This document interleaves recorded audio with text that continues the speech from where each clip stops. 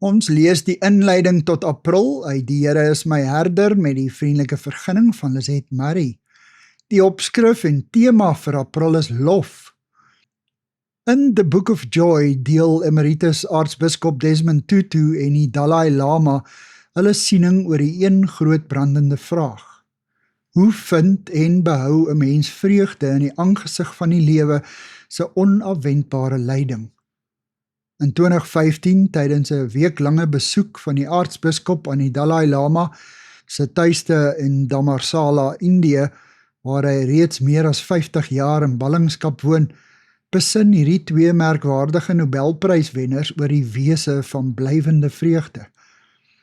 Hulle laat die leser met die diep besef dat vreugde in die hart van die mens self ontspring, en dat lof die klank is wat nie anders kan as om uit die keel te spring wanneer die binneste daarvan vol is nie. Dit kan nie teruggehou word nie. Dit is hierdie diep binnevreugde van Dawid wat kort na die oppervlak borrel, ondanks.